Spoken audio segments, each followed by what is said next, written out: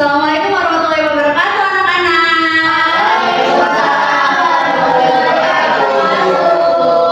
Nah, gimana nih kabar kalian hari ini? Pada semangat gak sih? Semangat.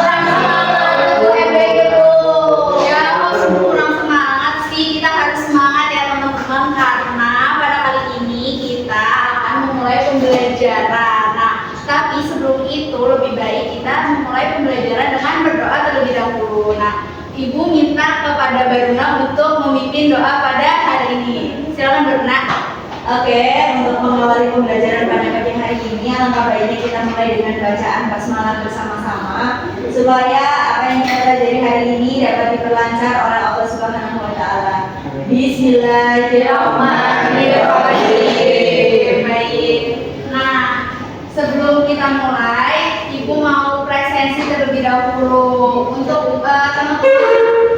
Adakah teman kalian yang tidak masuk hari ini? Berangkat semua. Nanti Ibu presensi semuanya. Oke anak-anak, pada pertemuan kali ini kita akan mempelajari tentang teks legenda. Untuk tujuan pembelajaran pada pertemuan kali ini adalah peserta didik mampu memahami isi dan informasi yang terdapat dalam teks legenda melalui kegiatan membaca dan menyimak teks. Lalu peserta didik juga mampu memahami materi pembelajaran mengenai pengertian, ciri-ciri, unsur intrinsik, dan nilai-nilai yang terkandung dalam teks legenda. Selanjutnya peserta didik juga mampu mengidentifikasi unsur intrinsik teks legenda yang meliputi tokoh, alur, tema, dan amanat. Peserta didik juga mampu menginterpretasikan informasi serta pesan yang terkandung dalam teks legenda. Yang terakhir, peserta didik juga mampu memberikan tanggapan terhadap isi teks legenda secara lisan maupun tertulis berdasarkan hasil analisis yang telah dilakukan. Nah, sebelum kita lanjut ke materi, Ibu akan memperlihatkan satu gambar. Sebentar ya. Oke anak-anak, apakah kalian tahu ini gambar apa? Tahu. Gambar apa coba ini? Candi. Kenapa Ibu kasih lihat gambar Candi Prambanan ini ke kalian coba? Ada yang tahu? Karena kita akan belajar legenda, Bu. Nah, betul. Nah, kira-kira legenda apa yang terkait dengan Candi Prambanan ini? Anak-anak, jadi pada kali ini kita akan mempelajari tentang teks legenda dimulai dari cerita Roro Jonggrang. Nah, di sini sudah ada teks terkait legenda Roro Jonggrang. Mungkin ada yang ingin bersedia membacakan teks legenda? Saya boleh sekali Alia. Legenda Roro Jonggrang. Pada zaman dahulu berdirilah kerajaan Prambanan yang dipimpin oleh seorang raja sakti. Raja tersebut memiliki seorang putri yang sangat cantik bernama Roro Jonggrang. Candi-candi tersebut kemudian dikenal sebagai Candi Sewu yang hingga kini masih berdiri megah di daerah Prambanan. Kisah Roro Jonggrang pun menjadi salah satu legenda terkenal di Indonesia. Oke, terima kasih Alia sudah membacakan cerita Roro Jonggrang ini. Nah, Ibu ingin menanyakan kepada anak-anak, apakah dari cerita Roro Jonggrang ini ada bagian yang kalian sukai ataupun tidak sukai? Ada, Bu. Bagian mana karena? Itu yang Roro Jonggrang bohong. Oke, Yang Jonggrang bohong. Kalau bagian yang kamu sukai di bagian mana Baruna? Itu yang Bondowoso marah mengutuk Roro Kenapa Jonggrang. gitu? Kenapa Karena marah? kayak balas dendam. Kan balas dendam itu tidak baik ya Baruna? Iya, Bu, tapi itu kan akibat perbuatan buruk yang dilakukan oleh Roro Jonggrang. Jadinya ini Bondowoso itu marah dan mengatakan sebaliknya gitu, Bu. Nah, itu kan berarti juga termasuk ke dalam nilai-nilai yang terkandung dalam teks legenda. Terima kasih Baruna atas penyampaiannya, atas pendapatnya. Selanjutnya, karena kalian sudah memahami cerita Roro Jonggrang, Ibu akan memberikan LKPD kepada kalian. Nah, nanti kalian isi secara individu ya.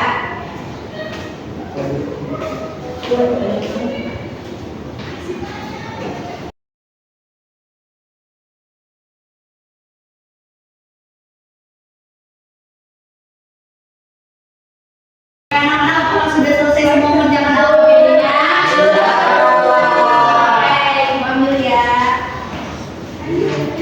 Oke, Ibu lihat ya, punya siapa yang bagus. Baik Ibu.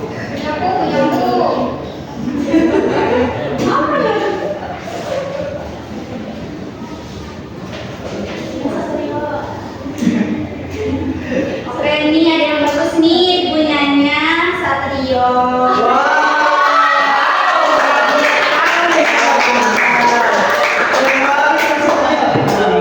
Kamu keren banget sih. Terus ada punyanya Rika. Satrio boleh maju ke depan. Oke, tanggapan saya terhadap cerita Jonggrang yaitu tanggapannya Jonggrang dan Bandung Bondowoso tidak sepenuhnya salah. Lalu yang kelima itu kehidupan apa yang dapat diterapkan dalam kehidupan sehari-hari menurut saya itu agar tidak mudah menipu orang lain seperti itu. Terima kasih Rika. Selanjutnya Satrio. Satrio boleh kesini yang Satrio. Untuk yang pertama, sikap buruk yang dilakukan oleh Roro Jonggrang tidak pantas dicontoh sehingga membuat Bandung Bondowoso mengutuk dirinya. Nilai kehidupan yang dapat diterapkan yaitu jangan memaksakan hal yang tidak bisa didapatkan. Oke.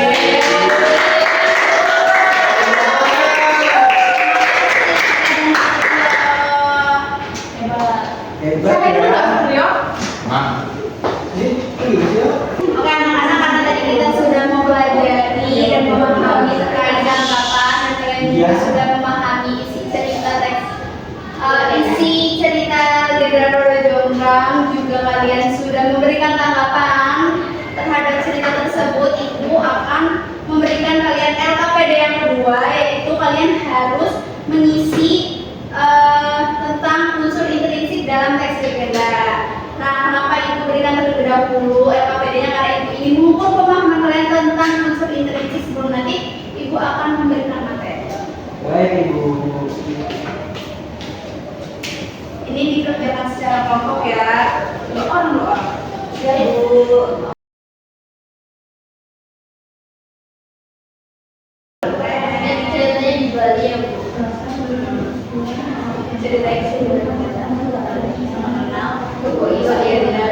Tapi ini Kebo Iwa tuh manusia bukan Kebo dia manusia, cuma badannya memang besar. Oke, Baruna gimana Baruna? Apa yang sih belum yang udah? boleh. Bisa.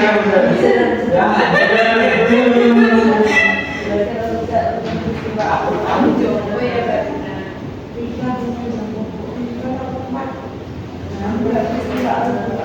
Jadi apa sih? Orang dua ya. Iya,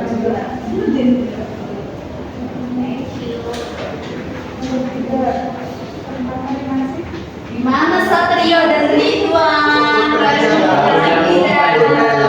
Kenapa nggak bilang dari tadi anak-anak ya Allah ya Allah? yang sebelah nggak mau ngerjain Bu. Malah Astagfirullah. ngajak-ngajak lagi Bu. Ini nggak jadi Bu. Bu, ini nggak ada. Pokoknya kapan Bu?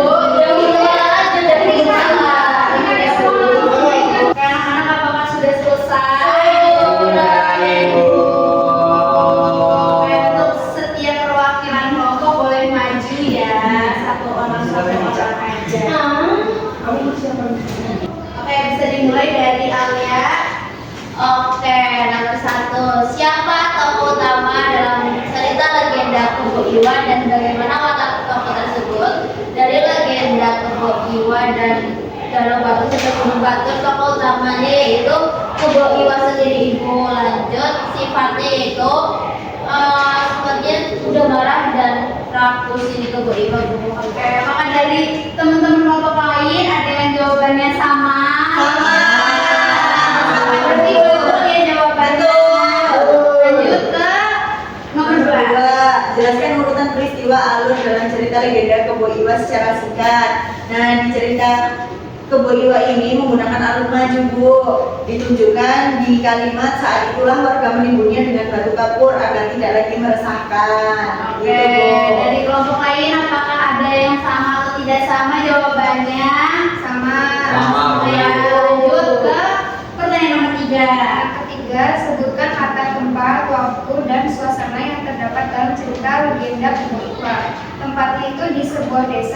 Bali. Waktunya musim kemarau atau ketika desa mengalami kekeringan. Suasananya bingung.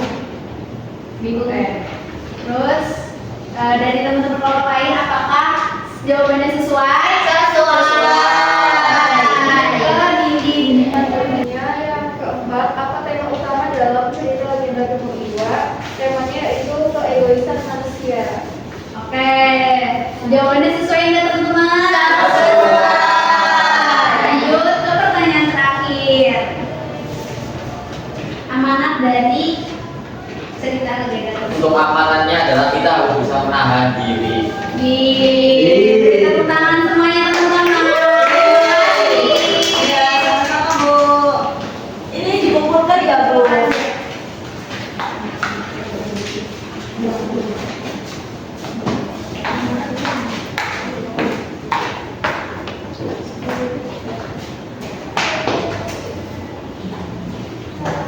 Oke, karena kita sudah belajar tadi tentang tanggapan terhadap teks legenda dan juga teman-teman sudah mengerjakan unsur LKPD yang berisi unsur intrinsik, kita akan refleksi materi.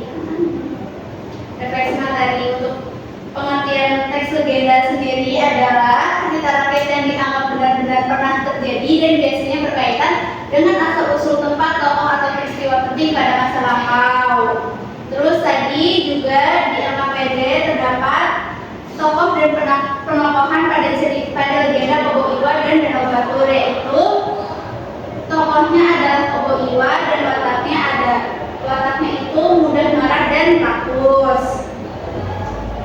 Lanjut ke latar.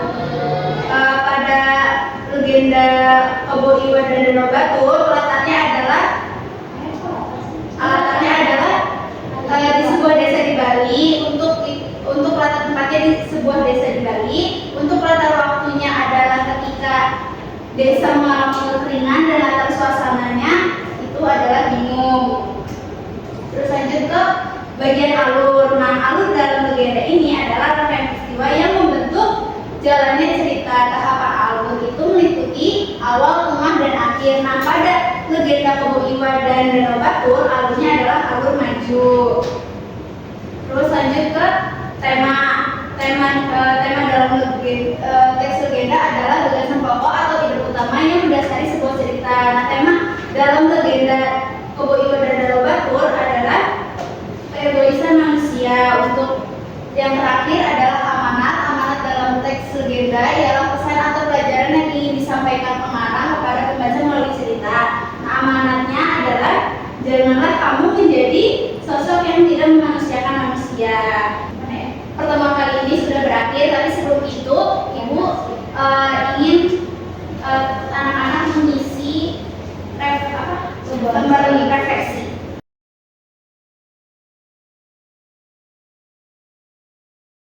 Anak-anak apa sudah selesai? Ambil ya. Karena pertemuan kali ini sudah selesai, maka kita tutup dengan